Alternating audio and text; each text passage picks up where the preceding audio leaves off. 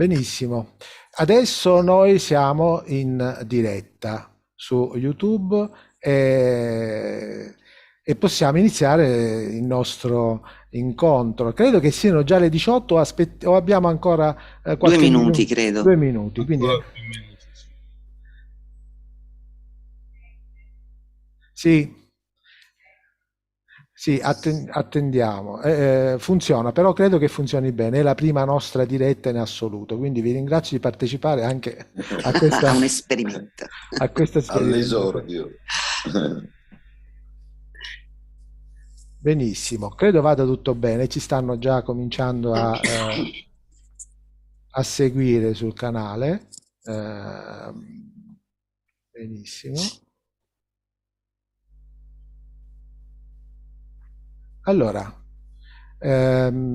io direi che possiamo già iniziare. La registrazione poi resterà Sì, sul nostro canale e chiunque potrà anche andare a visionarla poi successivamente.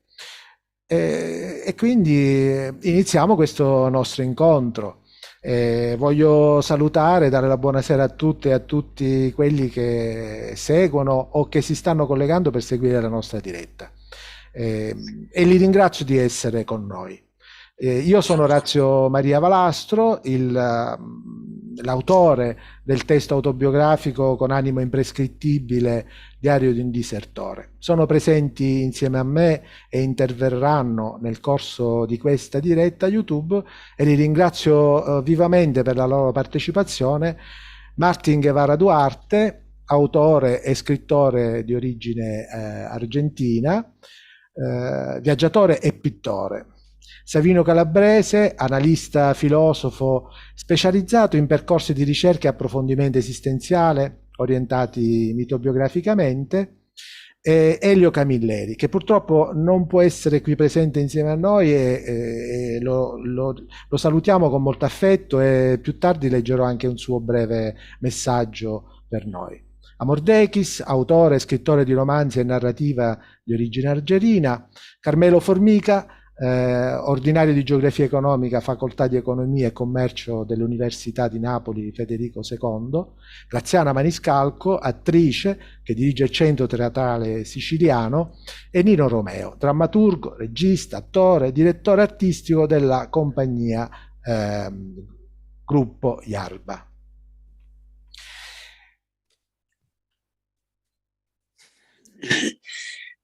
Allora, noi siamo collegati e vi parliamo dalla piattaforma Zoom degli atelier dell'immaginario autobiografico, che è un progetto di animazione sociale e culturale dell'ODV Le Stelle in Tasca. Vi abbiamo invitati a seguire questo incontro dal nostro canale YouTube per accogliervi in questo spazio nel quale sono inseriti vari contenuti in video. Dalle narrazioni autobiografiche dei testi depositati nel nostro archivio, l'archivio della memoria dell'immaginario siciliano, gli incontri dei nostri gruppi di lettura e scrittura autobiografica, gli interventi di ospiti meravigliosi che hanno incontrato i nostri volontari nel corso di diversi anni, contribuendo ad arricchire il loro percorso formativo sul volontariato autobiografico. E non ultima le attività del nostro premio Trinachia, un premio internazionale di scritture autobiografiche, biografiche e poetiche dedicate alla Sicilia. Questa è un'occasione non solo per invitarvi a visitare e seguire il nostro canale, se non lo fate già, ma è soprattutto un incontrarsi in uno spazio simbolico che per noi coincide con uno spazio benefico e prezioso, in quanto rappresenta il nostro desiderio di stare insieme, educandosi però reciprocamente ad un ascolto sensibile di sé e dell'altro. Ed è a partire proprio da questo spazio di esperienze condivise con i volontari autobiografi, i gruppi di scrittura autobiografica, dai dispositivi di narrazione e scrittura di sé che abbiamo sperimentato esplorando una pedagogia della memoria e dell'immaginario, è proprio in questo spazio simbolico di una fabulazione narrativa dove raccontare e scrivere il nostro rapporto al mondo sollecita una nuova possibilità per riconoscersi e ritrovarsi nella nostra storia di vita, è appunto in questo spazio di creatività poetica e mitica dove si genera una nuova presenza poetica a se stessi, al mondo, aiutando anche la vita a farsi comprendere, ad amare, è in questo spazio che viene al mondo con un animo imprescrittibile, Diario di un disertore. È un libro autobiografico dove racconto la mia esperienza di giovane disertore e renitente al servizio di leva obbligatorio, di giovane anarchico e antimilitarista, un giovane che vuole condividere un sentimento etico, che desidera far riconoscere e comprendere la sua insurrezione contro la disumanità. Ed è il formatore autobiografico e mitanalista, in me stesso che sono oggi, ad essere l'autore di questa autobiografia, che accompagna il lettore a cogliere gli stati dell'animo di un giovane disertore che oggi, con questo libro, sono diventati narrazione e scrittura. Allora sono il biografo della mia storia di vita, la storia di un giovane disertore, e sono l'autore, un autore che è animato da una responsabilità creativa che trasforma questa esperienza estetica in uno spazio di incontro. L'incontro fra due sé, l'incontro fra il giovane di ieri e l'adulto di oggi. Uno spazio dove la narrazione degli eventi vissuti crea dei varchi, delle porte, per iniziare ad esplorare stati d'animo provati in uno spazio e un tempo esistenziale dove sono le intense interconnessioni di sentimenti ed emozioni a guidare il percorso di una scrittura che è sempre in cerca di un legame, di una relazione tra il giovane di ieri e l'adulto di oggi. In questo diario il giovane disertore, con la sua rivolta e la sua dissidenza poetica verso le assurdità delle guerre, verso le brutture e le violenze del mondo, si prende cura dello stato d'animo imprescrittibile dell'adulto. Un adulto che è cresciuto e accudito da un giovane disertore, un adulto che mette in dubbio l'illusione di una maturità che non riesce ad affrancarsi dai miti tossici di una tracotante violenza umana, è un adulto che desidera relazioni benefiche e amorevoli che ci permettano di sperimentare e conoscere differentemente questo mondo nel quale viviamo. Se posso definire in due parole il senso di questa scrittura autobiografica, credo che sia proprio il termine imprescrittibile del titolo, termine giuridico che ho ripreso perché imprescrittibile era il reato militare di diserzione, con le sue conseguenze penali, civili, che ho subito, ed è il valore del titolo di questo libro che appunto vuole sottolineare la libertà imprescrittibile dell'individuo, l'umanità imprescrittibile della persona, un sentimento imprescrittibile che costituisce il fondamento del nostro dissenso poetico alla disumanità, un diritto che non viene mai meno. Il diritto di sottrarsi all'esperienza militare e alle guerre, un diritto umano universale. E adesso ritorno sull'incontro di oggi, incontro che non è la presentazione di un libro come ce l'aspetteremmo. Io non pensavo di pubblicare, quando ho iniziato a scrivere le prime pagine di questo testo, di renderlo un libro. Le pagine erano condivise inizialmente con i miei familiari, poi con il gruppo di lettura e scrittura autobiografica. Questo esercizio di scrittura è diventato poi un'esigenza, ma senza dubbio lo era già da tempo, per restituire la parola al giovane disertore, una parola contenuta e arginata dai processi, dalle detenzioni, dall'esilio e dalle violenze subite, e anche dalle difficoltà nel far crescere nella vita civile un adulto punito per i reati militari. E questo libro per me significa essere nuovamente presente a me stesso e agli altri con il mio dissenso poetico. Le persone che adesso interverranno hanno accompagnato il venire al mondo di questo libro, accogliendolo e prendendosi cura dello stato d'animo imprescrittibile del giovane, dell'adulto e dell'autore stesso.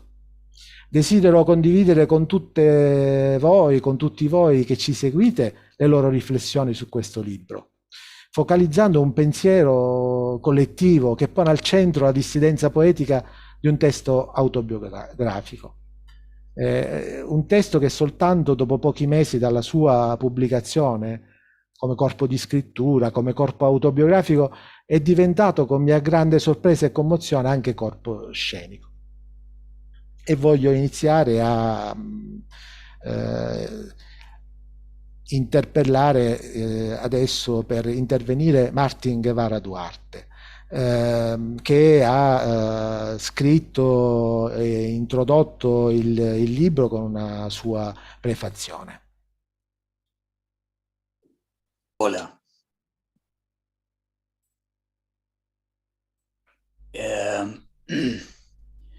Bueno, para comenzare, io comincio a parlare la mia lingua è il spagnolo, io non parlo bene in italiano, ma questo libro para me fue veramente impressionante per le due facce, la due cara della moneta, due facce di una moneta.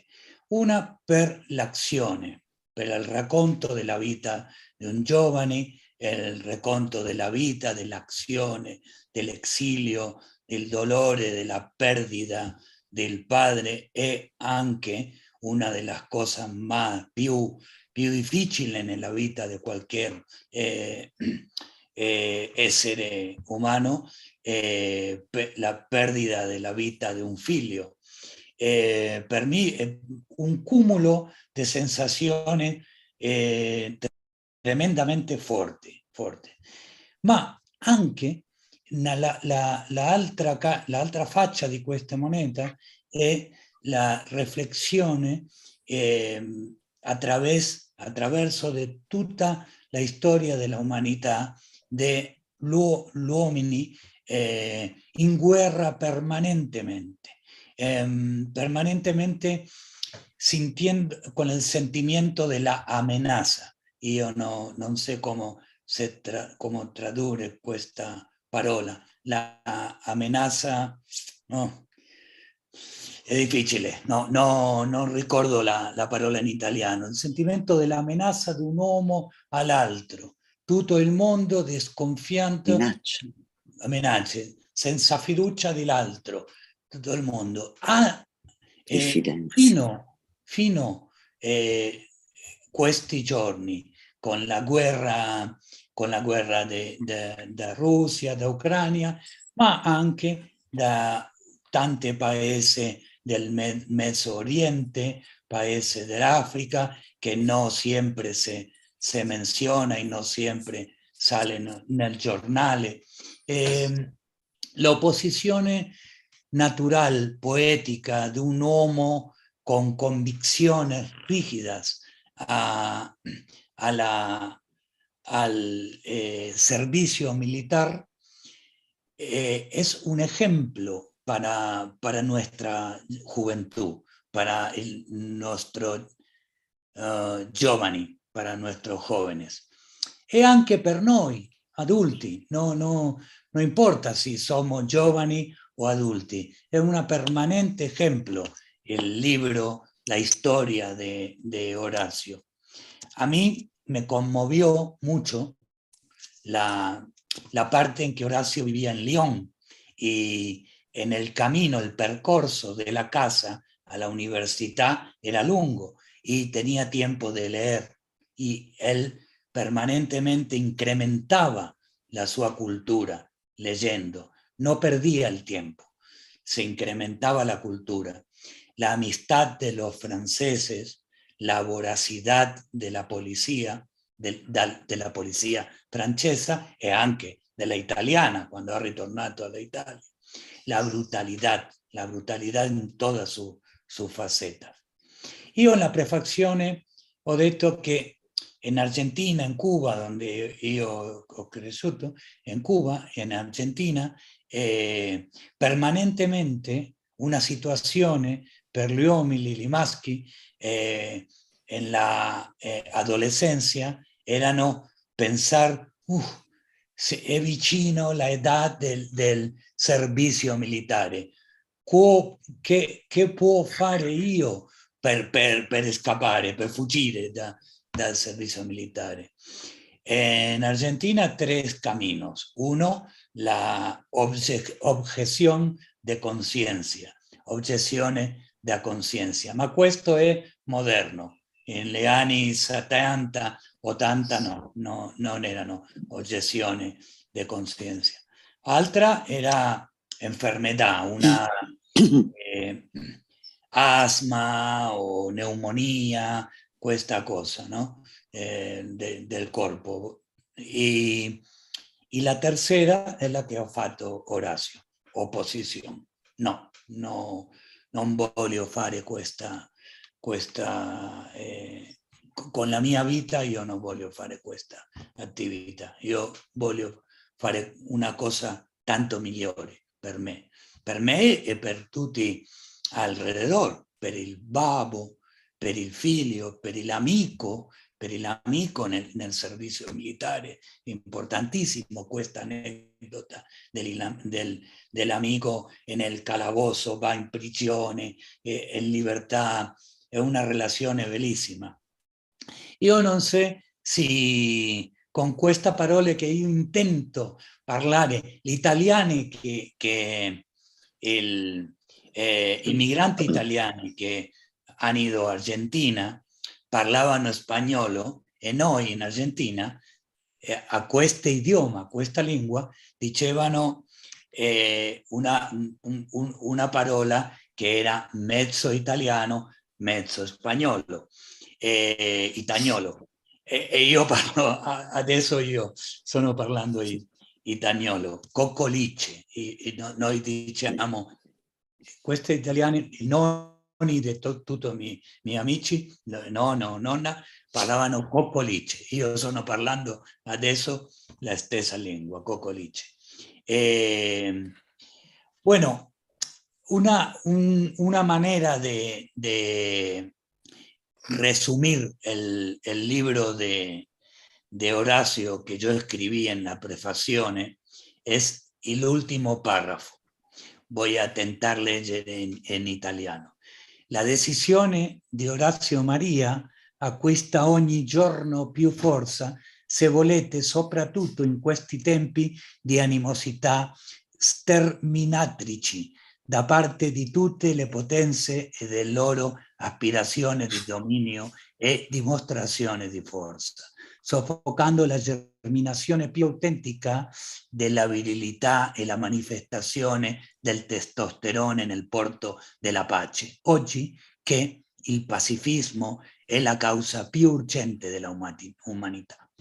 Ha preso posizione contro la concessione militarizzata del mondo, contro la struttura del comando e dell'obbedienza, contro l'ordine da cui parte tutta la connessione del tempo lineare occidentale per opporsi al servizio militare dalla Sicilia, terra di confluenza di civiltà, tra cui che la romana, patria del bellum, la massima organizzazione di uomini per arrivare, combattere e vincere, prima come esercito, poi come legione, a capo di tribuni della fanteria e della cavalleria, dove il servizio militare era obbligatorio e riguardava i cittadini tra i 17 e i 60 anni, dove anche i ceti alti non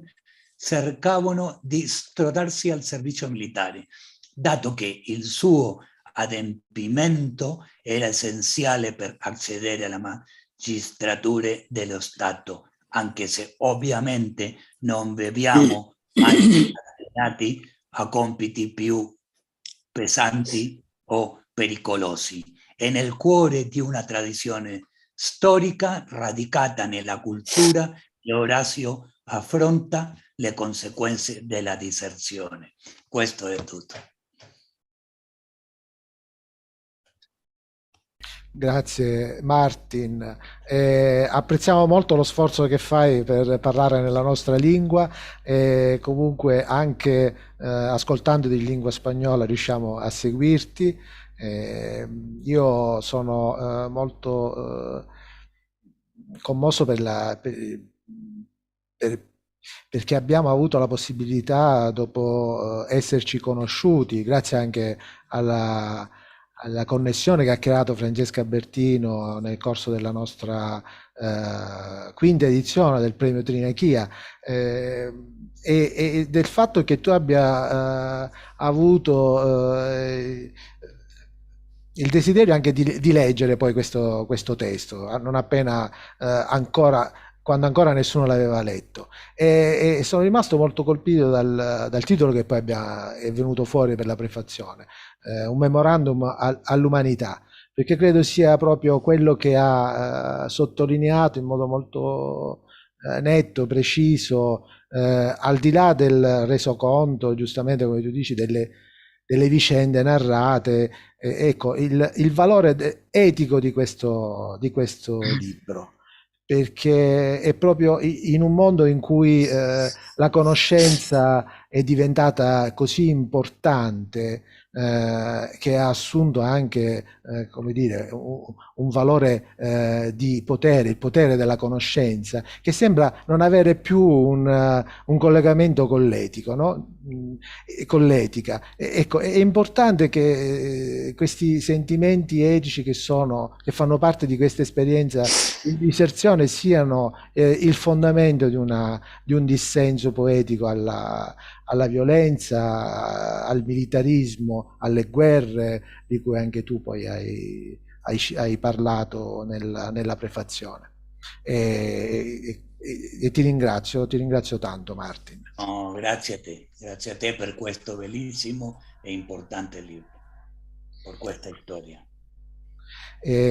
Adesso vorrei dare la parola a Savino Calabrese. Prego, Savino. Grazie, grazie di cuore dell'invito e di queste condivisioni. Mi sembra di entrare in un terreno sacro, perché quello che tu hai vissuto è una tua vicenda personale, ma che affonda le sue radici in una dimensione della vita umana e dell'intera umanità, non solo di oggi, ma anche del passato e, ahimè, dovremmo dire anche del futuro, dal momento che la lotta tra la luce e le tenebre, per usare questa espressione, è una costante antropica, quanti appartiene all'umanità di sempre. La tua vicenda ci offre l'opportunità di poter vedere altrimenti, cioè di poter considerare questo conflitto, questa opposizione con degli occhi nuovi, quasi per poter dire c'è un altro modo di vivere, c'è un altro modo di vivere. Lo sguardo che io vorrei offrirvi nella lettura del libro, del testo di Orazio, prende le mosse da una chiave di lettura, da un neologismo che uno psicanalista italiano di origine ebraica ha coniato alla metà degli anni 60, Ernest Bernard, che è stato uno psicanalista importante in Italia, perché di fatto è colui che ha fatto conoscere in Italia il pensiero e ha tradotto le opere di Carl Gustav Jung, ed è lui che ha coniato il termine di mitobiografia. Nel suo testo, edito dall'editrice Adelphi, lui scrive: alcuni mesi fa ho sentito vivere in me una particolare costellazione che trae la sua vita attraverso le generazioni. Ho potuto sentire come uomini di passate generazioni avessero da rappresentare prima di me la stessa problematica, mi somigliassero, avessero gli stessi problemi miei. E questo per Bernard fu una rivelazione anche per lui, che è stato peraltro in campo di concentramento, forse uno dei pochi campi di concentramento tedeschi in Italia, in Calabria in modo particolare, ed è noto anche Bernard per essere stato lo psicanalista di Federico Fellini, no? Qui in Italia. Quello che a noi interessa di questo approccio è l'avvertire che la nostra storia, la nostra vicenda personale di tutti noi non è soltanto ed esclusivamente nostra. ciascuno nel viversi la propria unicità e la propria originalità di fatto si inserisce in un flusso di vita che viene da lontano e si apre al futuro. E si apre al futuro. No? La nostra storia, potremmo dire che la nostra storia ci precede in qualche maniera. Quando noi veniamo al mondo, sia dal punto di vista biologico che dal punto di vista psichico, ma anche culturale, sociologico, in qualche maniera noi veniamo al mondo mentre la vita è un treno in corsa. Potremmo dire che la storia ci precede, no? E tutto quello che è stato in qualche modo ci forgia, ci forma. Non siamo noi un prodotto unico e isolato nel corso della storia e della società. Ed essendo noi intervenuti, entrati nella storia mentre tutto il mondo e la vita e l'umanità era già all'opera in qualche maniera, noi noi siamo consapevoli di ricevere, di essere portatori sulle nostre spalle, non solo dal punto di vista genetico, ma anche culturale, psicologico, spirituale. Siamo portatori di una eredità collettiva perché questa storia noi la riceviamo e in qualche modo noi riceviamo noi stessi a noi stessi. La nostra autobiografia è certamente preceduta da una biografia. È la biografia della nostra famiglia, della nostra cultura, del nostro paese, della nostra nazione, ma è la biografia dell'umanità intera.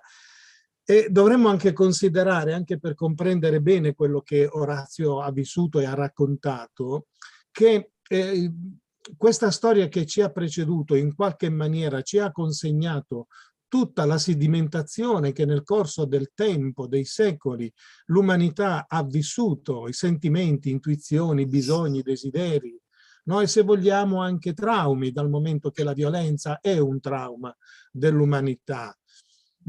E tutto questo si sedimenta in quello che in alcuni ambienti viene chiamata psiche, nella dimensione psichica, e ce la ritroviamo addosso. No? Tutto questo è testimoniato, e credo anche, vedremo come nel testo di Orazio questo sia ben visibile, tutto questo è che tutta questa eredità giunge a noi attraverso dei linguaggi particolari che sono i linguaggi del simbolo, o se vogliamo i linguaggi dei racconti del simbolo, che noi chiamiamo il mito, che noi chiamiamo le fiabe, no? Perché il simbolo è in qualche maniera è il costitutivo, l'essenza della narrazione mitica. Per ricordare un evento particolare, nel 1912, mentre si cominciavano ad avvertire le prime folate della violenza della Prima Guerra Mondiale,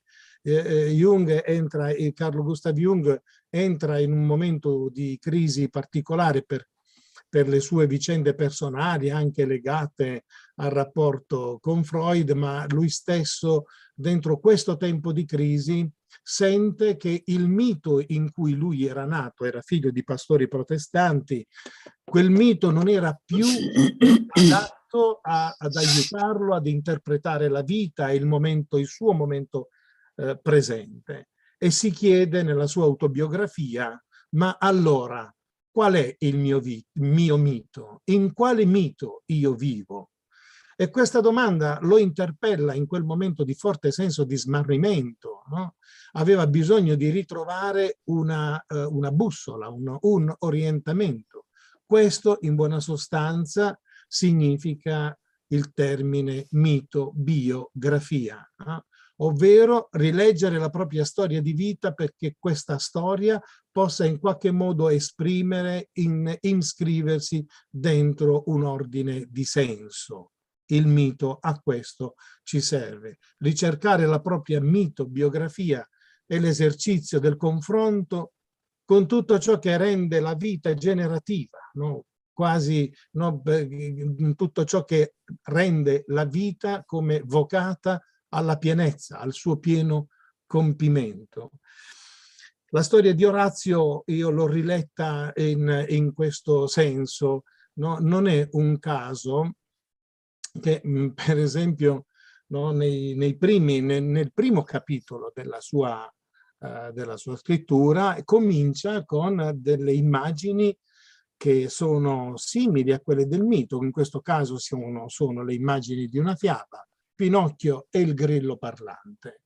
No? Comincia in questa maniera e non ho potuto fare a meno, dunque questa è la chiave di lettura che lo stesso Orazio ci consegna, no? Quindi possiamo leggere in chiave mitobiografica la vicenda di Orazio, almeno anche questo spaccato della vita di Orazio. Io vorrei provarci con alcune pennellate in pochi minuti di dare, come dire, di sottolineare, di mettere in evidenza queste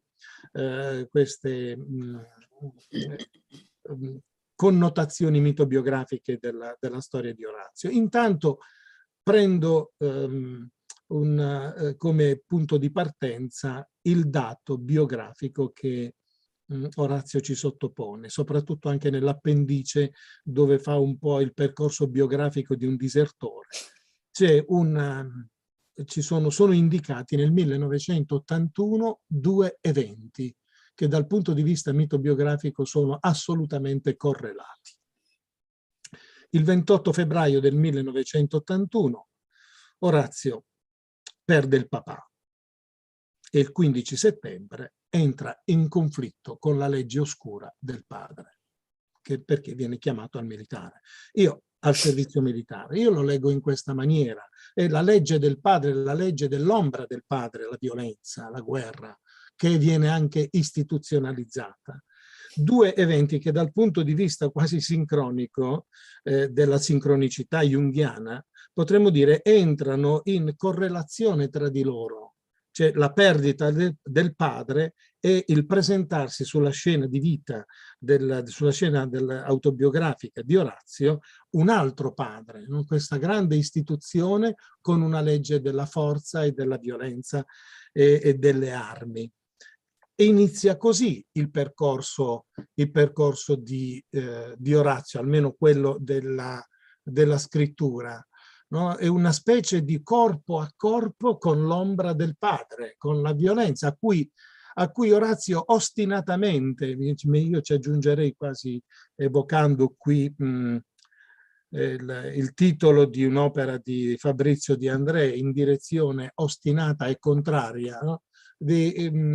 Ostinatamente oppone a questa legge del grande padre istituzione, del grande padre Stato, oppone un'altra legge.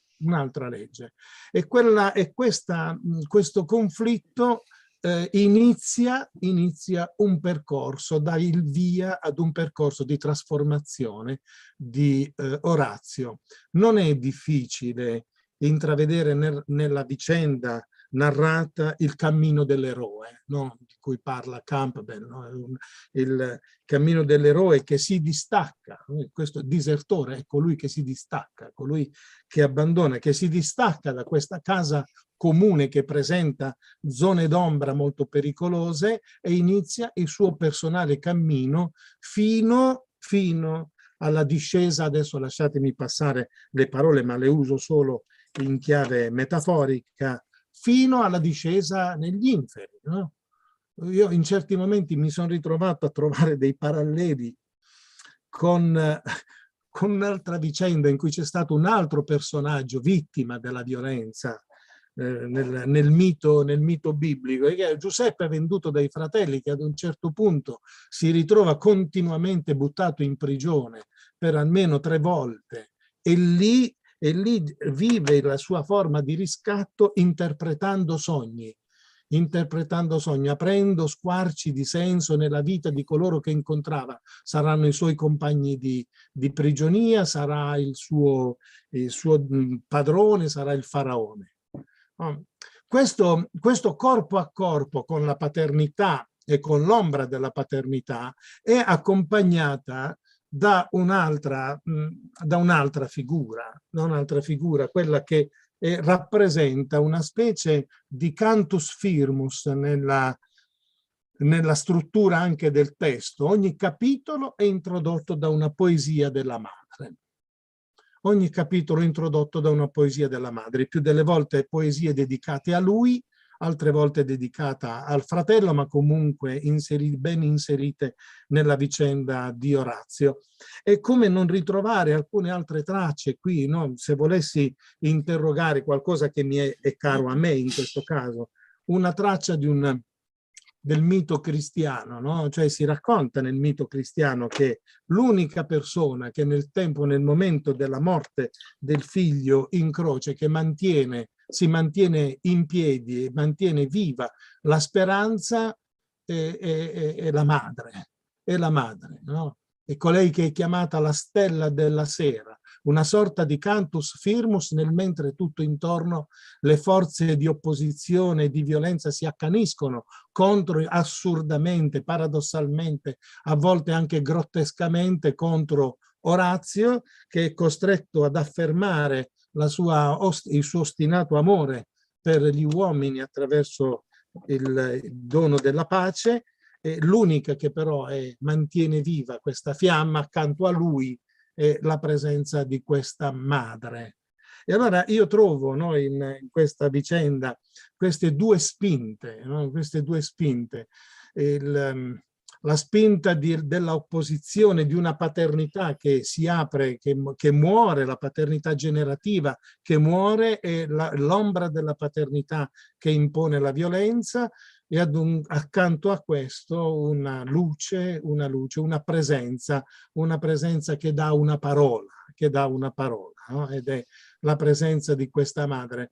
Mi sembra che in questo modo questa figura simbolica di Pinocchio, accompagnata dal daimon interiore che è il grillo parlante, no? Che rappresenta la luce stessa interiore di Orazio, fanno da filo conduttore di tutta la trama della narrazione. Di fatto la narrazione si pone dentro questi due temi. Mi è piaciuto vedere in questo modo la storia di Orazio come una specie di rincorsa verso una paternità nuova. Nella vicenda di Orazio c'è il tema della paternità inseguita, vissuta, guardata e poi frustrata dall'opposizione delle forze avverse della vita, no? E come non vedere un altro tentativo di rincorrere una sorta di paternità, una sorta di generatività in Orazio, in ciò che lui stesso ha cominciato a creare. Mi piace leggere così questo libro, perché il libro che cosa è se non un gesto maschile letto dal punto di vista analitico? La penna su un foglio di carta. La penna su un foglio di carta è un modo di, come dire, lasciatemi passare questa parola, di ingravidare quel foglio vuoto, no? Riempendolo di una parola che però a sua volta può vivere soltanto se c'è una voce che gli restituisce il suono. Diversamente quella parola sul testo, sul foglio di carta, resterebbe muta, sarebbe solo un graffio su un foglio, ma quando quella parola viene letta, quando c'è una voce che la richiama in vita, e allora è tutto il portato trasformativo della vicenda di Orazio che riprende vita. Orazio scrive il libro e quel libro riceve una voce anche su un palcoscenico. Orazio si trasforma come uomo in una relazione corpo a corpo con una paternità abitata dalla morte e si apre ad una paternità nuova. Perché sì, che cos'è la creazione di questo grembo generativo di parole che è l'associazione Le Stelle in Tasca? È un altro grembo generativo di cui in qualche modo tu ti sei ascritto alla paternità, e perché no, chiudo queste mie considerazioni forse un po' disordinate, richiamando il fatto che c'è una sorta di clima dantesco nella tua narrazione, perché la parola stella ricorre molto spesso, anche si chiude il tuo racconto con questo desiderio, questo guardare come una vita che ti viene dall'alto, questo mondo delle stelle che dice il desiderio, no? Il desiderio, le stelle in tasca.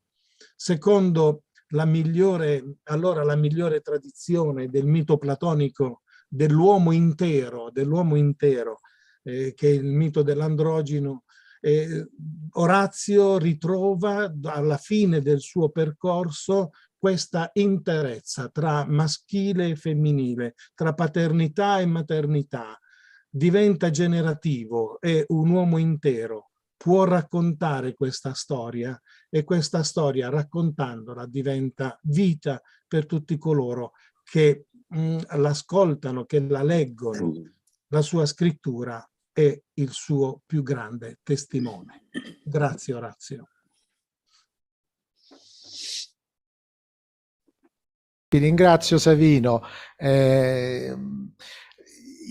In effetti, cos'è la scrittura autobiografica se non anche una seconda rinascita, no? Un secondo momento per ritornare al mondo attraverso la scrittura, diventare un corpo autobiografico.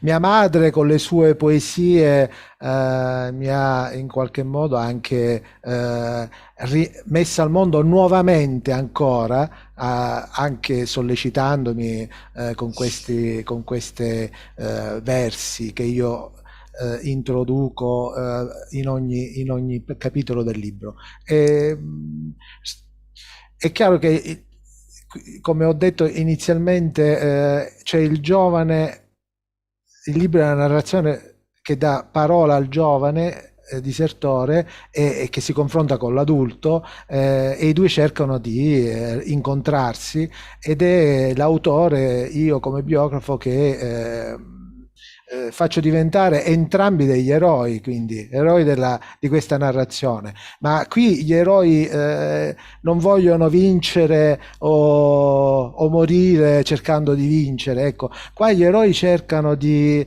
riproporre, inventare uno spirito che ci possa permettere di guardare nuovamente e differentemente il vissuto personale e collettivo. In questo senso forse qui l'eroe è una figura che cerca di reincantare in forme diverse la vita, esplorando valori collettivi che sono benefici e non nocivi alla nostra umanità. Però mi fa molto riflettere il tuo pensiero sul libro. Ti ringrazio, Savino. Adesso vorrei dare la parola, ecco, Elio Camilleri. Ho detto, per chi non era presente inizialmente, purtroppo non è qui con noi, noi lo salutiamo molto affettuosamente. Mi ha pregato di leggere 2 brevi righe che ha scritto per salutarvi, e vado a leggerle. Ecco ciò che avrei detto nel corso della videoconferenza organizzata da Orazio sui temi del suo libro dal titolo Diario di un disertore. Avrei detto che proprio in questi giorni si avverte sempre di più il rifiuto delle guerre e l'opposizione agli eserciti e ai loro padroni, sia militari che civili. Da un po' di tempo non riesco a sopportare neanche le cerimonie di saluto da parte dei plotoni schierati a salutare le autorità politiche. Mi viene un senso di vomito a sentire gli ordini urlati bestialmente di chi ordina il saluto. Vorrei vedere al loro posto una schiera, una squadra gioiosa di bambini e bambine che cantano una canzone di saluto. Vorrei vedere sventolare da loro le bandiere con i colori della pace. Vorrei che i potenti del mondo la smettessero di foraggiare gli eserciti. Vorrei che a cominciare da subito si azzerassero dai bilanci nazionali le spese militari. So bene che i miei desideri sono utopici, ma ciò non mi impedisce di nutrire una totale avversione per le armi e per tutti gli eserciti. Mi dispiace davvero di non essere in video, ma vi chiedo di accettare queste righe. Grazie Elio. E adesso vorrei dare la parola ad Amor Dekis. Amor. Buonasera a tutti, sono molto contento di essere fra di voi, grazie per l'invito e grazie per aver condiviso questa serata insieme a me.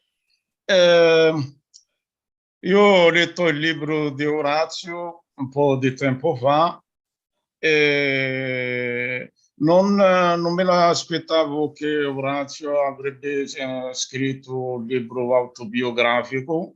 Non conoscevo benissimo la scrittura di Orazio, insomma, in forma di testi riguardo certe situazioni che hanno a che vedere con la sua attività, sia nell'ambito del premio letterario Trinatia, di cui ho fatto anche parte della giuria, e di conseguenza penso che abbiamo avuto tantissimi testi condivisi nella lettura e soprattutto diciamo, nel genere della biografia e dell'autobiografia. Orazio penso che abbia svolto un grosso, come dire, percorso all'interno di questo premio letterario lungo le diverse edizioni, sia nell'organizzazione che nella lettura e come dire, e nella giuria e così via. Questo indica che c'è una passione per l'autoscrittura, per l'autobiografia, e come scrittura, come letteratura e così via. E indica molti, come dire, interessi verso questo genere insomma, di scrittura, e soprattutto dal punto di vista sociale, anche di cose abbastanza che riguardano la società e specialmente anche la regione della Sicilia, come abbiamo visto in tantissimi testi, come dire, durante le diverse letture e le diverse edizioni. E penso che quello alla fine esce con un libro in cui ci rimanda a una fase storica molto importante nel mondo, direi, in cui questo mondo era diviso in due blocchi, e in un certo senso questo periodo aveva le sue preoccupazioni, le sue, come si dice, la tensione che regnava sulle varie situazioni, e comunque c'è anche un altro lato positivo, diciamo, un po' di pace c'era. E come sappiamo, quando ormai spaccato, insomma, questo sistema che regnava sul mondo in due blocchi, avendo vinto un blocco contro l'altro, si sono scoppiate le guerre che sono sopraggiunte, diciamo, più che altro dopo il periodo in cui ci emerge Orazio nei suoi racconti autobiografici, in cui ha vissuto, come dire, fatti molto importanti riguardo proprio la sua persona e così via. Come dire, questo libro è un documento, direi, importante, che ci racconta certe cose che magari ora non ci pensiamo neanche, tipo certi reati che riguardano, come dire, la diserzione del servizio di leva e così via. La storia di Orazio sembra ripetersi in quegli anni, degli anni 80, più volte come dire, arresti, imprigionamento, processo, liberazione, di nuovo arresti, come dire, imprigionamento, così, fino a che non è finita la faccenda. E con questo ovviamente c'erano, come dire, altri aspetti che hanno caratterizzato la complessità della situazione, sia in famiglia che con gli amici, sia anche nel suo viaggio come esiliato in un altro paese che è la Francia, e là anche non è che tutto andava liscio, per quanto era una persona, nonostante che rifiutava le armi, che rifiutava ogni significato che ha a che vedere con il militarismo e così via, rimane comunque una persona sospetta, e di conseguenza si incontra anche con la polizia penale, che non lo lascia neanche in pace in un certo punto. I contenuti che ci racconta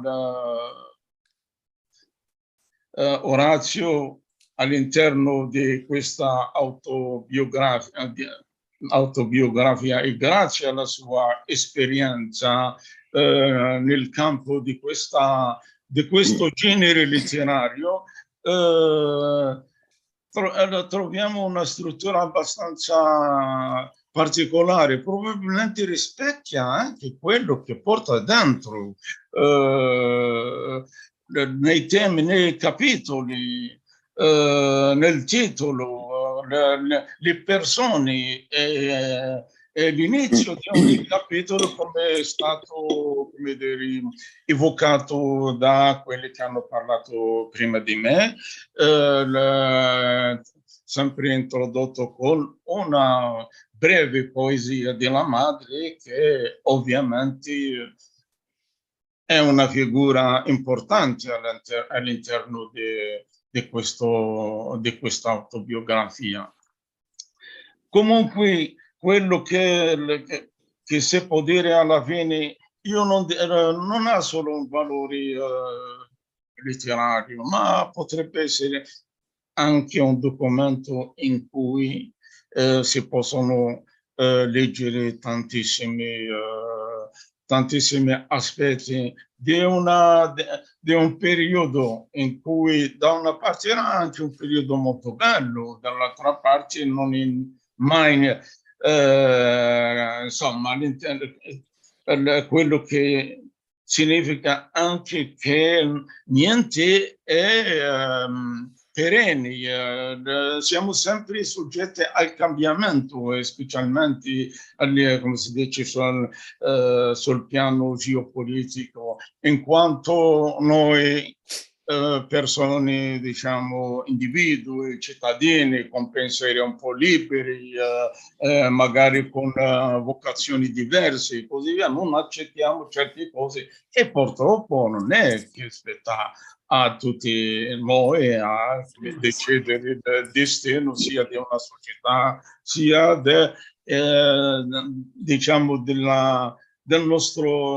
nostra persona stessa, o della nostra famiglia, o dei nostri figli e così via.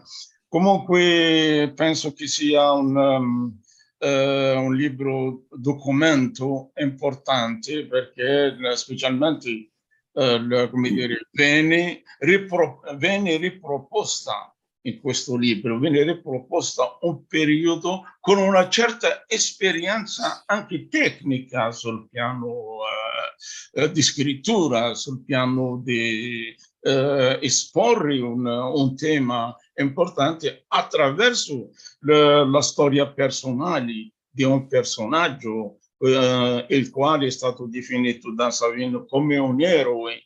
E nel frattempo Orazio dice un eroe che non è quello che vince, ma è un eroe che resisti a certi come dire, imposizioni non accettabile, almeno rispetto ai suoi principi, ai suoi ideali e così via. Comunque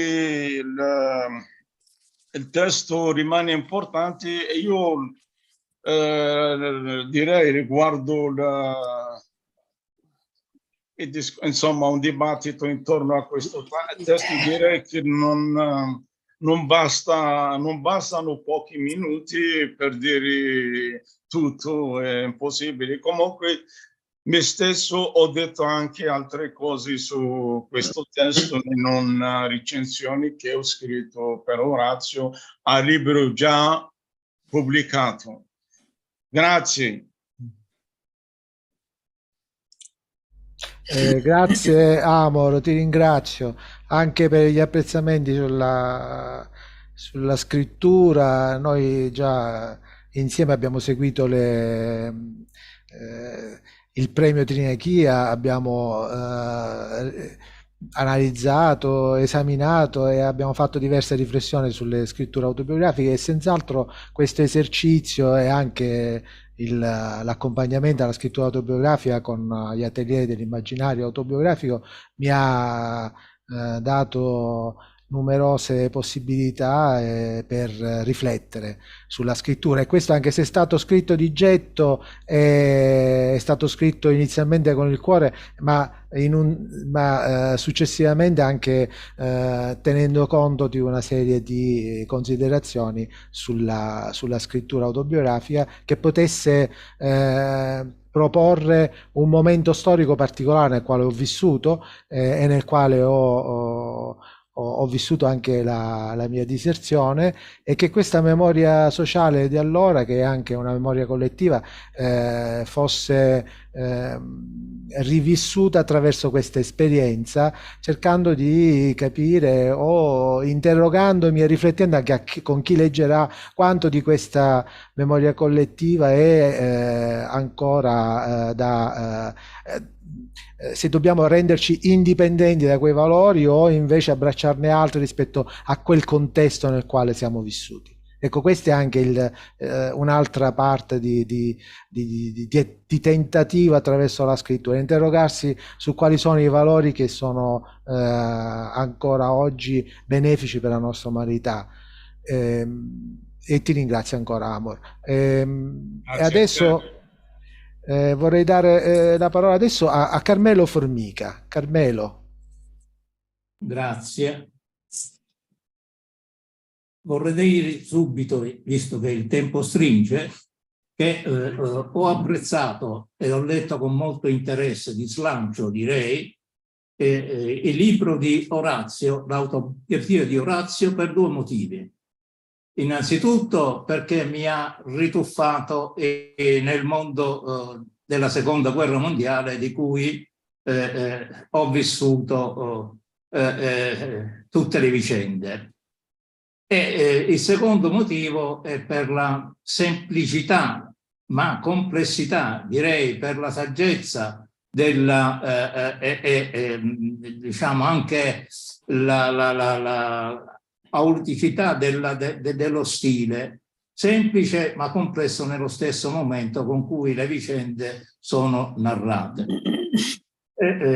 Ho vissuto le vicende della Seconda Guerra Mondiale, data la mia non giovanile età, dall'età di 6 anni fino ovviamente alla fine della guerra. Li ho vissuti in un modo, diciamo, come può viverle un bambino, tra paure, ma nello stesso tempo tra momenti di gioia e di divertimento. Ricordo il momento in cui fu dato l'annunzio dello scoppio della guerra. Era circa mezzogiorno di giugno, appunto avevo appena 6 anni e giocavo sotto il pergolato della casa di un mio cugino, quando a un certo momento sentimmo la roboante voce di un altoparlante che dalla radio situata nella piazza centrale del paese annunciava qualcosa che noi non capimmo sul momento e che dopo l'annuncio fu seguito dallo scampanio di tutte le chiese del paese, cosa che noi bambini interpretammo come l'annuncio di una festa. Naturalmente vedemmo il viso un po' turbato delle nostre mamme, mia madre e di mia zia, che stavano insieme a noi, ma non ne capimmo il motivo. Capimmo soltanto che era scoppiata la guerra di cui non avevamo alcuna esperienza.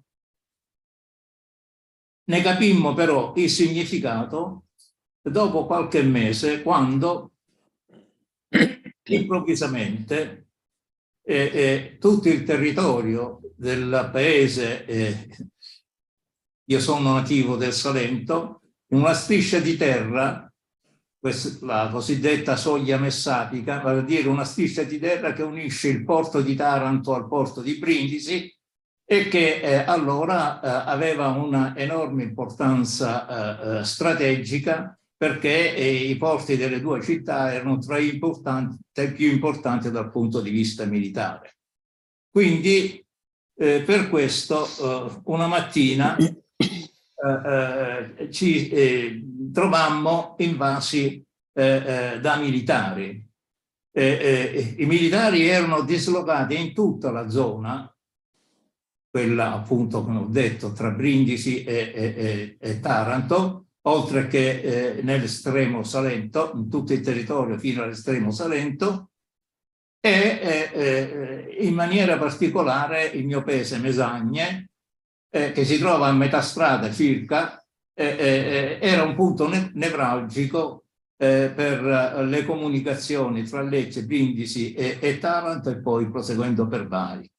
Era un punto strategico che fu presidiato da una miriade di trappelli militari sparsi ovunque, tra gli uliveti, tra gli imponenti uliveti di tutto il territorio, e anche nelle varie zone del paese. Attorno a casa mia c'erano diversi nuclei di militari attentati sotto i pergolati. Sopra casa mia erano posizionate delle mitragliatrici. A distanza di un centinaio di metri c'erano cannoni ai lati della strada che porta verso Lecce, non mi dilungo su questa situazione. Dico che anche a casa mia c'erano dei militari in un locale che avevano requisiti, il deposito, diciamo, delle derrate alimentari, era alloggiato un drappello di sottufficiali. Quindi per 6 anni noi siamo stati circondati, abbiamo vissuto direttamente e indirettamente le vicende dei militari, cosa che li ha resi quasi, molti di essi, quelli che più a lungo sono restati attorno a noi, li ha resi come familiari, come persone familiari, e questo ha sviluppato un senso nella mia famiglia, un senso di solidarietà che è restato a lungo anche dopo la fine della guerra. In me che ero ragazzo, però, i turbamenti incominciarono a spingermi verso cercare la causa delle guerre. Non riuscivo ovviamente a individuarle, Però più tardi, quando sono diventato giovanotto, ho cercato di comprenderne le cause, che non sempre sono giuste, anzi nella maggior parte sono ingiuste. E questo è stato il background. Devo dire che per un certo periodo ci hanno mandato via anche da casa, perché era stata tutta invasata nei periodi più pericolosi, era stata tutta occupata dai militari, e quindi ho trascorso un periodo di tempo in una campagna presso una masseria, facendo compagnia al figlio del pastore, e questo fu un periodo per me molto felice, perché ho apprezzato tante cose della vita rurale, cose che poi si sono riverberate anche nella mia attività professionale successiva. Allora dicevo, tutto questo periodo della guerra è stato il background che mi ha fatto rituffare nella problematica della guerra, che Orazio ovviamente non ha vissuto, ma con la sua renitenza alla vita militare evidentemente provava la stessa ripugnanza verso le guerre e verso le cause da cui le guerre spesso scaturiscono, anche se sono camuffate per altri periodi, per altri motivi. Le cause vere delle guerre non sono sempre le ingiustizie e le disparità, gli squilibri socio-spaziali. Ecco, tutto questo è stato il filologico che mi ha fatto leggere con grande entusiasmo il libro di Orazio. Devo dire che se questo è stato il motivo dei ricordi che mi ha fatto apprezzare la sua lettura, ce n'è un altro anche profondo, che è quello, come accennavo all'inizio, della piacevolezza dello stile, che è apparentemente semplice, però è denso di problematiche, è denso di considerazioni.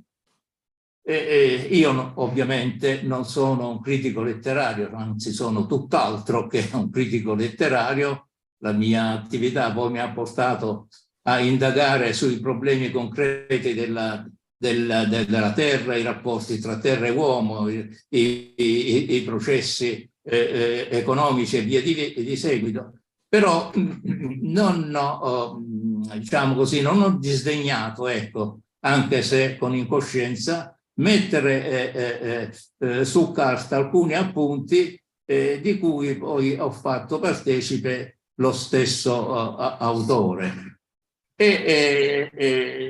Di questo, diciamo, di questi appunti che io ho preso, anche perché la mia età spesso non mi consente di connettere bene i miei ricordi, ecco, intendo leggerli direttamente per non perdere il filo del discorso.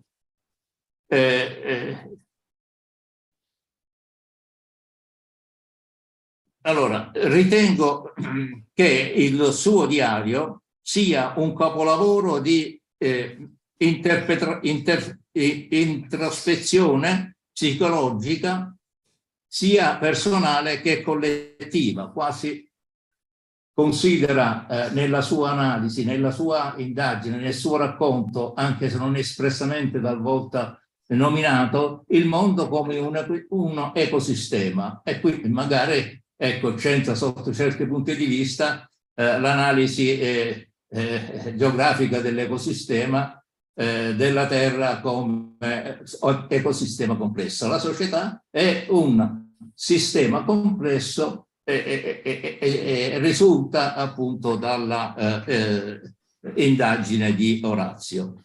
A mano che si procede nella lettura, si avverte come le vicende legate a una ferma decisione presa in età giovanile abbia segnato e tuttora orienti l'etica sociale della sua vita. Il modo con cui egli racconta i singoli episodi è apparentemente semplice, ma in sostanza è denso di profonde riflessioni che sottendono un'analisi della complessità individuale e collettiva dei comportamenti umani.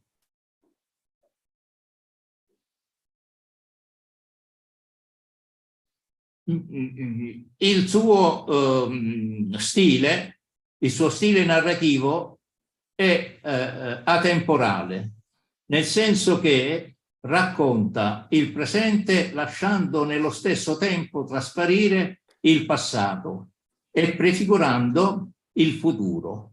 Le situazioni e i sentimenti sono illustrati con un linguaggio vibrante e con l'uso di aggettivazioni sempre calzanti che trasformano la prosa in poesia e lasciano trasparire un animo sereno, pur nelle situazioni più scabrose, fiducioso che la scelta di vita fatta che le scelte di vita fatte tendono verso il raggiungimento di una meta giusta, anche se non linearmente prefigurata. Nella narrazione, inoltre, non c'è alcun senso di protagonismo eroico e vanaglorioso, ma affiora in ogni passo un animo semplice e delicato.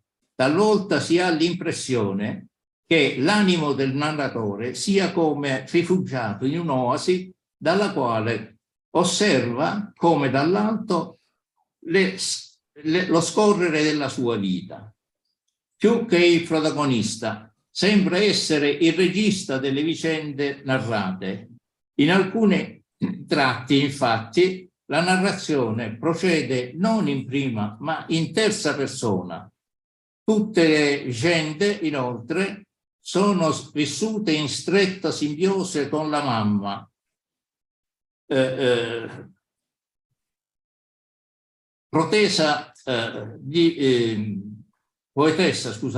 poetessa di squisita sensibilità, i cui versi, pieni di immagini fantasiose e trasfiguranti, introducono ogni capitolo dell'autobiografia, rappresentando le quinte del palcoscenico in cui si snodano e si compongono i vari tasselli del complesso mosaico della vita di Orazio. Il cuore palpitante della madre si sente pulsare in ogni rigo della narrazione e i suoi versi introduttivi di ogni capitolo sono come le battute di cui il suggeritore accompagna i dialoghi e i monologhi degli attori su un palcoscenico di un teatro.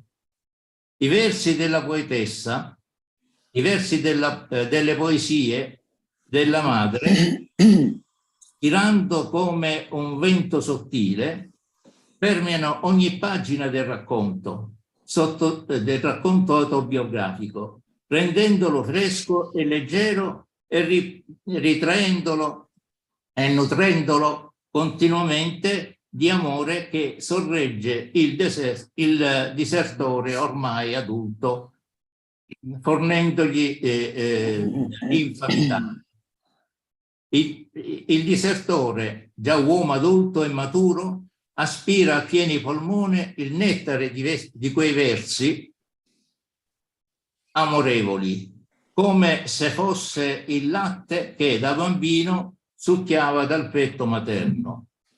Sul petto materno, difatti, appare sempre adagiato, stretto in un amplesso caloroso dal quale riceve la forza di affrontare con spensieratezza, quasi con incoscienza, ogni circostanza legata alla sua disubbidienza nei riguardi della prescrizione militare. Però alla fine lui conclude con una narrazione immaginifica che ci fa vedere come un'aspirazione verso le stelle, e questa aspirazione che guida tutta la vita. È bello quindi considerare la vita come un percorso verso le stelle, anche nelle difficoltà e nelle crudezza della vita e delle vicende.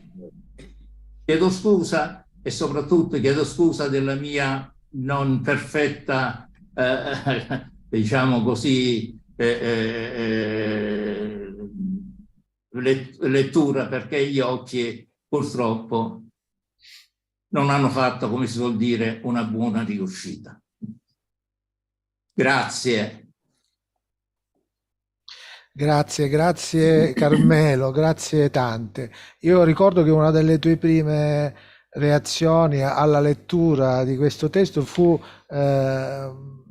tu mi dicesti, ci troviamo di fronte a una sensibilità etica che si nutre di una sensibilità estetica, e credo che sia quello che caratterizza meglio il tentativo che insieme al raccontare ho cercato di fare con questo libro, che è un po' come dire una visione di una scrittura autobiografica dove l'estetica sia al servizio dell'etica. E quindi credo che questo sia la cifra di questa scrittura, e tu hai individuato anche quest'altra dimensione della scrittura. Grazie Carmelo. Grazie anche perché poi nella lettura ho rivissuto un po' dei momenti trascorsi a Lione, dove tu da disertore sei stato per alcun periodo durante delle mie ricerche sull'agglomerazione industriale di Lione. Ho vissuto l'ambiente dell'Acqua Russa e di tutta la vita cittadina, insomma. Ecco. Grazie. Grazie a te. E adesso do la parola a Graziana Maniscalco. Eccomi. Allora, scusami, così sono più a mio agio nella seduta. Intanto ti ringrazio tanto, Orazio, per questo invito, perché è un bell'incontro a distanza con persone che io, diciamo, conosco poco, di cui ho sentito parlare, di cui ho letto, ed è una preziosa occasione di ascoltare la sensibilità con cui ognuno si è avvicinato anche in base alle proprie competenze o esperienze al tema del libro e insomma a questa storia. Io quello che vorrei un po' delineare è questo. Vorrei partire proprio dal mio rapporto che ho avuto con la lettura del libro. E noi siamo venuti alla conferenza di presentazione per amicizia e stima nei tuoi confronti, e naturalmente abbiamo preso il libro e Nino lo ha prima letto, ho detto è straordinario. Premetto che diciamo che la conoscenza di Nino con Orazio è una conoscenza più lunga nel tempo. La conoscenza che ho con Orazio è piuttosto recente e non era mai capitato, ecco, di scendere nell'argomento del tuo vissuto e di questa lunga e dolorosa parentesi della tua vita. Io ricordo benissimo di avere ascoltato dei racconti della tua vicenda appena giunta qui a Catania, dopo aver conosciuto Nino da amici comuni. E ricordo anche queste scritte sui muri come Valastro libero. Quindi ecco, la conoscenza della tua esperienza vissuta, anche ripeto, dal racconto degli altri, era una conoscenza approssimativa. Quando io ho cominciato a leggere il libro, è stata innanzitutto un'emozione fortissima, ma l'emozione, diciamo, la metto da parte in questo momento. È stata la mia posizione di lettrice. Ero sempre chiusa nella mia stanza per diversi giorni e mi accorgevo di leggere il libro con una lentezza che non mi era mai capitata. Sono una buona lettrice. Lo leggevo con un'attenzione particolare, ripassando, ripetendo dei punti, dei passaggi e scoprendo naturalmente un mare di dettagli che non mi ero mai sognata di apprendere. E ecco, è stato per me una preparazione importantissima poi per il progetto che ne è venuto dopo, perché ho sentito nella lettura il bisogno di entrare nel tuo tempo, di attraversarlo in ogni istante, in ogni parola che tu hai messo insieme per restituirci tutto quel vissuto, il tuo dolore, i fatti reali, concreti, le vicende, diciamo, fattuali della tua storia. Un tempo che per me è diventato dilatatissimo proprio, un mio tempo di cui avevo bisogno per entrare bene, ecco, in questo progetto. E naturalmente quando ne abbiamo parlato con Nina abbiamo detto è una cosa immensa, cioè non è possibile stare fermi, cioè mettersi solamente nella dimensione dei lettori, cioè senza voler dire che sia una dimensione secondaria, per carità, ma noi siamo degli artisti, siamo degli attori, siamo un drammaturgo, cioè abbiamo la nostra pratica espressiva, la nostra vita è il teatro. Quindi ci siamo proprio guardati dicendo ma questa cosa dobbiamo cercare di portarla avanti, dobbiamo cercare di dirla, di comunicarla.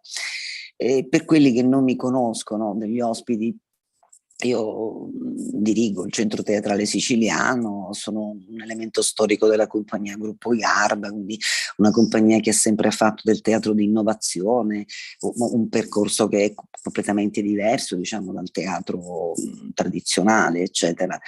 E in particolare anche nella mia funzione di direttore artistico del Centro Teatrale Siciliano ho sempre, come dire, ultimamente sempre più rivolto la mia attenzione intanto ai giovani, ai ragazzi, trovando tutte le strade possibili per poter trovare una connessione con la generazione più giovane. Ma è uno degli elementi a cui io ultimamente sono approdata è quella della necessità, dell'indispensabilità per se stessi e per gli altri di fare memoria, cioè di restituire la memoria, perché attraverso la memoria possa rimanere agli altri un qualcosa, possa nascere una scintilla anche nella persona più semplice, meno frequentatrice di letture, di teatro, eccetera, una scintilla che possa far scattare un qualcosa, una strada nuova, un percorso nuovo. E ecco, questo mi piace dirlo perché fa anche parte non solo del nostro percorso mio e di Nino attuale, ma anche perché preparando lo spettacolo e avendo anche vicino dei giovani collaboratori, abbiamo avvertito che l'esperienza che il libro raccontava, il modo con cui questa esperienza veniva raccontata, era una cosa a cui loro partecipavano moltissimo. Il musicista, tu conosci bene chi è, e che non è, diciamo, come dire, un lettore appassionato, ecco, e ascoltare le registrazioni che noi abbiamo fatto prima di ricavare la drammaturgia definitiva, come delle fasi di avvicinamento, diciamo così, di selezione del materiale, e lo hanno fortemente coinvolto. Altri collaboratori, ascoltando, vedendo, hanno detto siamo veramente molto presi da tutto questo che c'è nel libro. Allora, è cominciato quindi, dicevo, torno indietro al momento in cui abbiamo deciso di portare avanti un progetto teatrale sul tuo lavoro. Naturalmente era necessario passare attraverso una drammaturgia, di cui naturalmente credo che Nino si potrà soffermare più lungamente. E c'era chiaramente, non diciamo un problema, ma una domanda, semplicemente, poiché è un romanzo, perdonami, è una storia, è una letteratura autobiografica. Dicevo, ma mi interrogavo i primi giorni, dicevo, ma forse non sarebbe il caso che la facessi io, ci vorrebbe un altro interprete, però man mano che entravo nella parola, io stessa dicevo, ma no, perché quello che Orazio ci sta raccontando è qualcosa che non appartiene a un uomo o una donna, è un qualcosa di universale, è qualcosa che appartiene a tutti. Il sentimento etico nei confronti di una autorità che ti impone una cosa e ti fa passare un percorso del genere è una cosa che può riguardare ciascuno, riguarda ciascuno.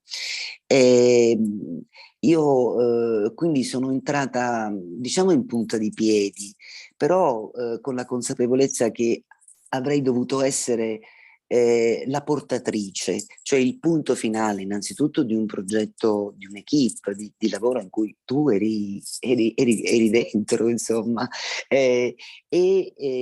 ecco, una portatrice di parola, una portatrice di memoria, neutra, tra virgolette, ecco, un testimone dentro uno spazio scenico. Quindi naturalmente abbiamo ragionato sullo spazio, uno spazio asciutto, semplice, intimo, dove restituire questa memoria in modo intimo, non in modo come dire, declamato, recitato, e quanto fosse più rispettosa anche della tua scrittura, molto bella, molto bella. Ecco, l'elemento piccolo, un cubo che è diventato poi un punto di seduta, è diventato quasi la superficie di una tomba da accarezzare, ecco, un elemento che segnasse lo spazio e che fosse come dire, adatto ai vari momenti dello spettacolo. Io mi sono sentita, ecco, come faccio spesso, come faccio sempre, a servizio della parola, innanzitutto perché per me ogni progetto parte proprio dalla parola, dalla testualità, e mi metto sempre dietro, non metto Graziana davanti con la sua voce, con le sue posture che potrebbero essere, mi metto a servizio di questo per essere onesta e sempre, come dire, ecco, sì, mettermi a servizio del lavoro. E, ecco, un elemento che vorrei dire, poi passo la parola a Nino, è che è stato per me anche molto importante, tornando alla lettura e il percorso che mi ha portato poi alla scena, avere un supporto che ho qui e che è il diario, ma è il tuo diario. Lo faccio vedere, non so se si vede qualcosa. Eccolo qua. Il diario che io ho riscritto sul supporto che avevo in scena. Questo era l'elemento più importante dello spettacolo, cioè sì, io lo portavo in giro, però avevo un rapporto con questo oggetto, che era il vero centro di tutto, e non l'ho mai lasciato. Questi noi li consideriamo degli oggetti di scena, no? Cioè, così come il vestito rimane in camerino, le scarpe rimangono in camerino, qualunque altra cosa tu te la porti, cioè la lasci là, è uno strumento, funzionale. Notavo che ogni sera, prima di andare via, che si chiudesse la porta, subito andavo in palcoscenico, me lo prendevo e me lo mettevo nella borsa. Non ha mai lasciato per me un attimo la mia persona. È stato un grande contatto con la tua parola e con la tua esperienza. Devo dire che il nostro incontro più grande, più profondo, è stato proprio con la tua memoria, con la memoria che hai voluto lasciare sul libro e che credo abbia formato un legame, diciamo, tra noi particolarissimo, intenso, bellissimo. Passo la parola a Nino, così lui è molto più bravo di me, è schematico, è ordinato. Non mi fare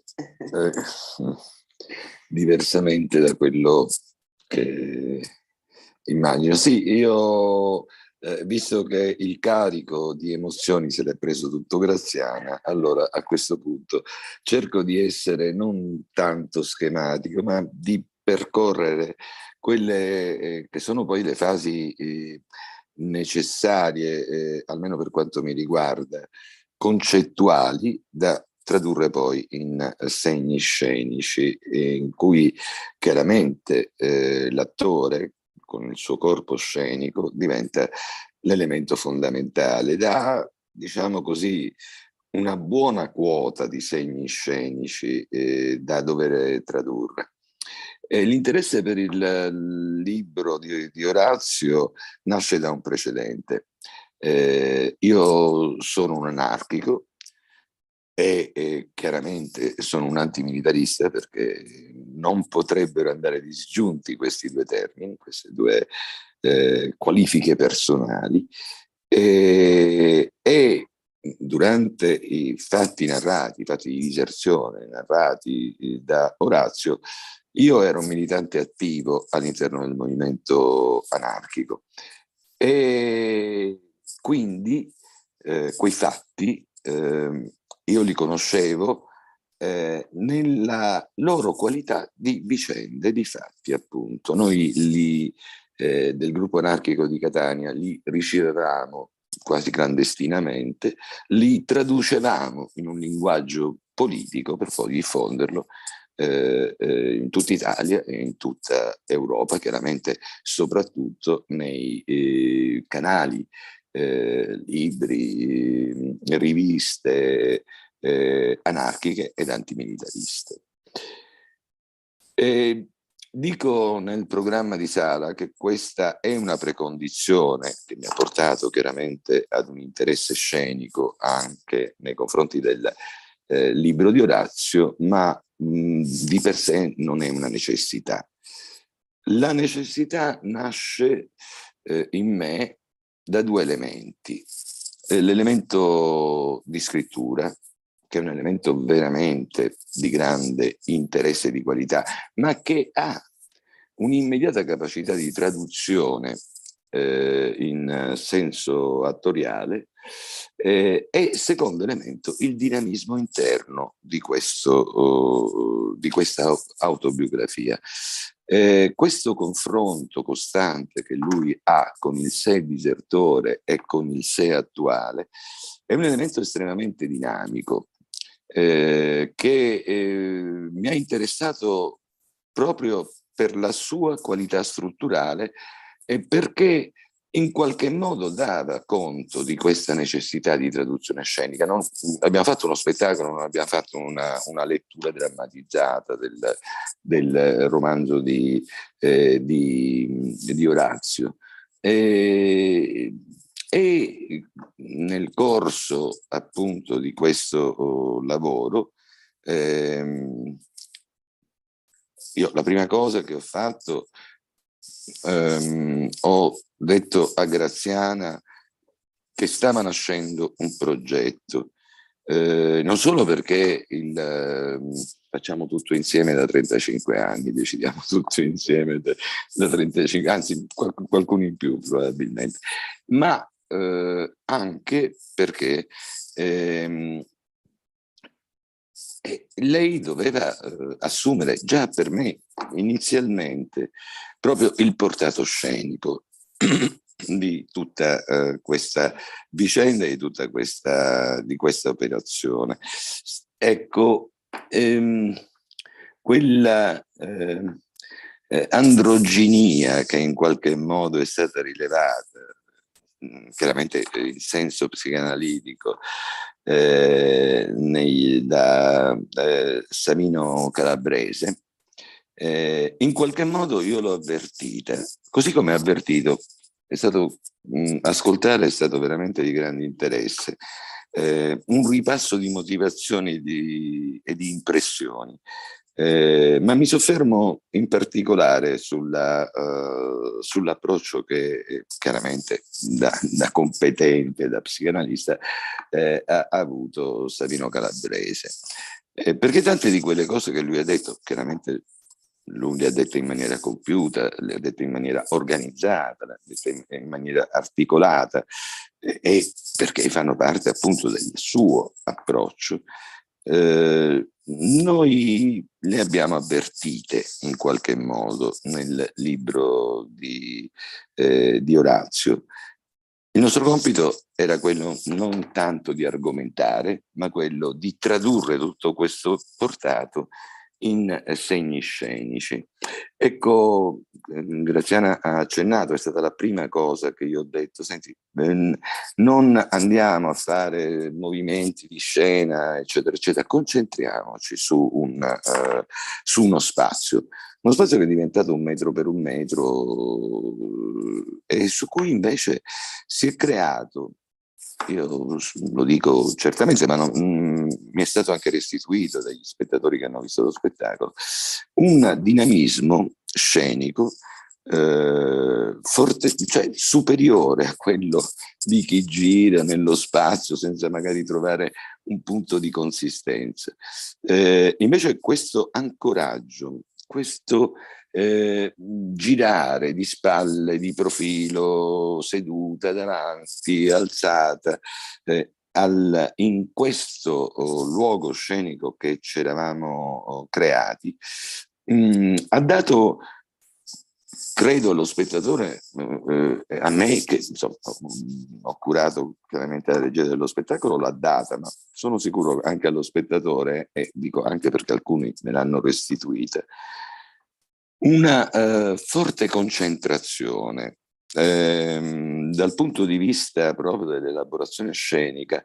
Io mi chiedo sempre come posso tenere lo spettatore ancorato al mio tempo, al tempo che io ho espresso scenicamente, cioè non tanto interessarlo, perché questa può essere, non tanto impressionarlo, ma quanto ancorarlo al mio tempo teatrale. Questa è una cosa che mi chiedo costantemente e che mi dà forse i maggiori tormenti nella regia, nell'elaborazione di uno spettacolo.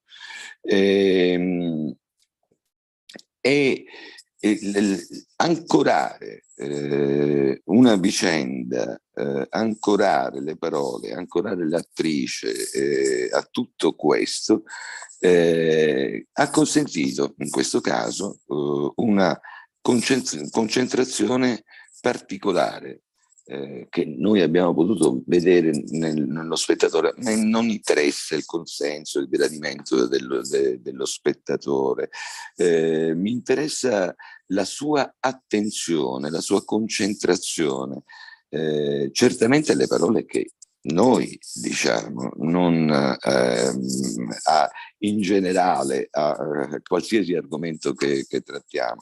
Anche in questo caso c'è quell'unico di cui si parlava, che noi sappiamo di essere e che abbiamo la certezza di avere restituito un altro unico, che è appunto Orazio Valastro in scena. Grazie.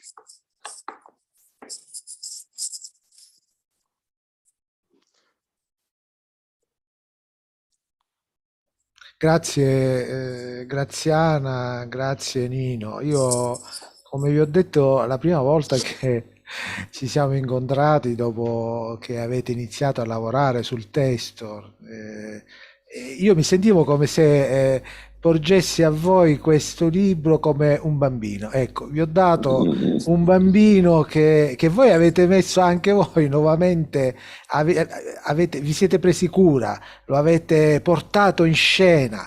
Io devo dire che non mi sono perso una sola delle rappresentazioni che sono andate in scena, e come nel libro mi definisco anche un autore, non solo il personaggio, ma anche l'autore. Ecco, lì sono stato uno spettatore insieme agli altri, e devo dire che nel buio di quella sala, nell'organizzazione che avete dato al movimento che faceva Graziana, le luci, ecco, tutto era così congegnato che si riusciva a seguire con attenzione. Era come se il tempo e lo spazio si fossero totalizzati dentro quella sala, e devo dire che ho anche pianto insieme ad altri spettatori, senza conoscerci, abbiamo pianto, ci siamo commossi di questa interpretazione, e vi ringrazio per aver dato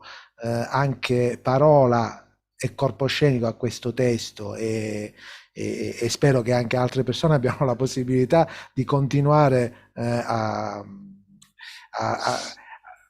ad avere la possibilità di ascoltarvi, di guardarvi nel mettere in scena questo testo, così come è stato drammatizzato da Nino e così come è stato interpretato da Graziana.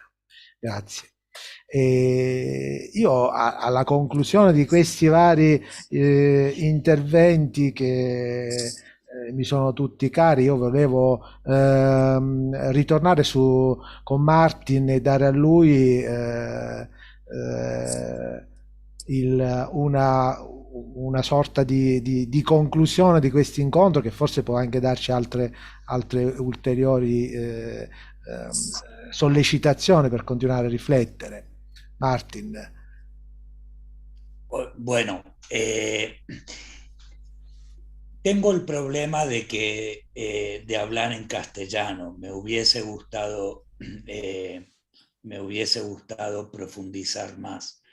Hablando en español es más difícil de comunicarme, pero estoy de acuerdo con todo lo que han dicho. Me conmovió el argumento final del teatro, de los actores, de Graziana y Nino.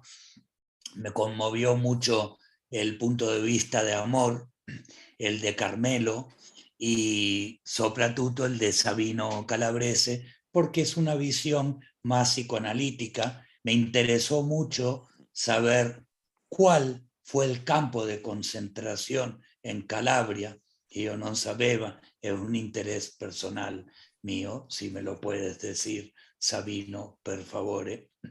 Questo campo di concentrazione è veramente importante per me. Y toda la storia, esa es la historia de Carmelo, perdón, scusa. El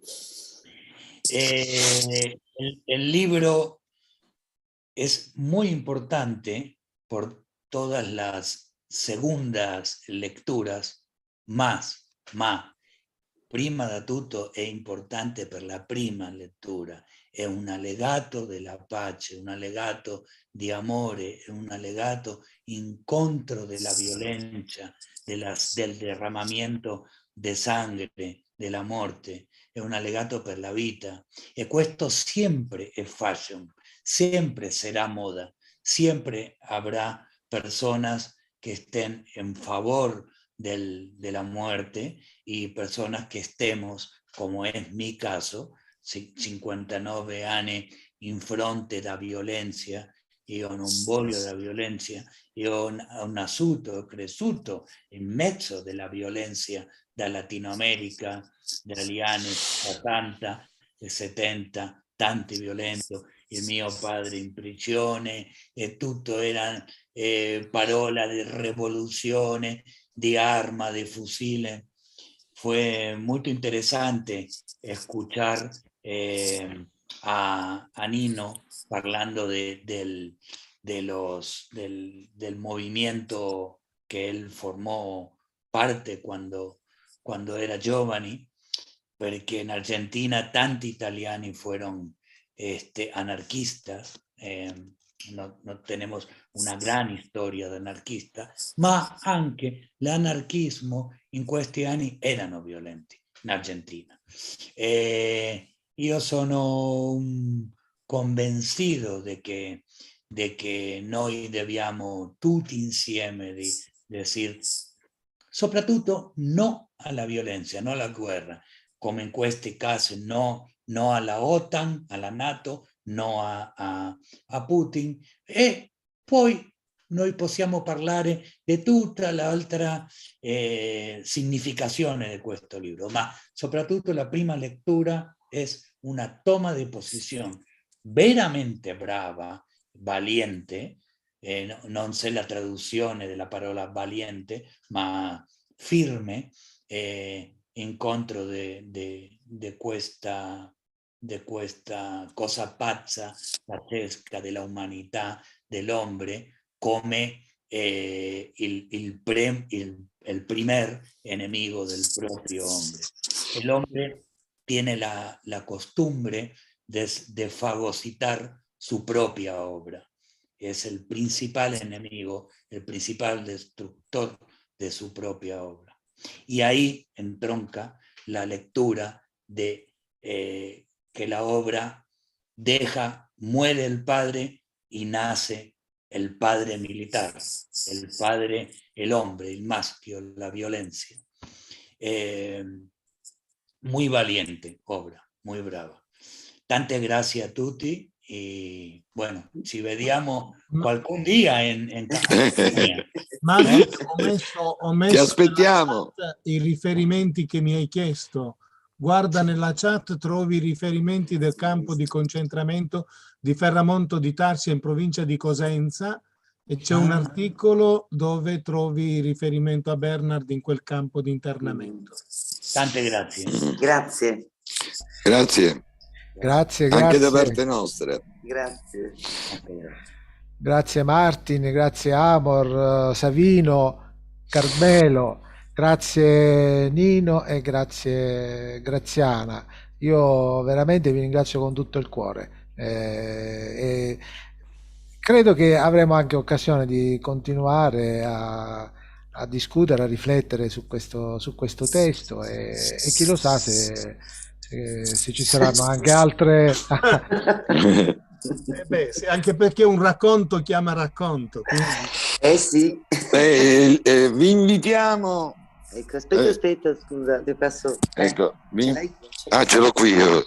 Vi invitiamo alle prossime rappresentazioni, insomma, del diario di un disertore. Vi vogliamo, visto che siamo stati in gradevole conversazione, vi vogliamo anche spettatori e unici, perché lo spettatore è unico, Infatti. al contrario del pubblico che è in massa. Quindi ecco, unici a confronto, ecco. Dove? A Catania? La obra di teatro, la opera? A Catania? Sì, ma noi siamo una compagnia che giriamo in tutta Italia, quindi già le rappresentazioni a Catania le abbiamo fatte, non dico esaurite, ma comunque le abbiamo fatte. Quindi probabilmente non questa stagione, cioè, ma la prossima stagione, cioè quindi parliamo della 2023-24, potremmo essere anche in Italia, insomma. Potrebbe essere anche un'occasione, Martin, per viaggiare in Italia e incontrarsi qui. Un bel convivio. Sì. Bellissimo incontro. E allora noi possiamo salutare chi ci sta seguendo in questo momento e chiudere per andare a chiudere la diretta? Bene, allora grazie per averci seguiti e troverete la registrazione integrale sempre sul nostro canale degli Atelier dell'Immaginario Autobiografico. Grazie a tutte e grazie a tutti. Buona serata, ciao. Buona serata. Ciao. Buona serata.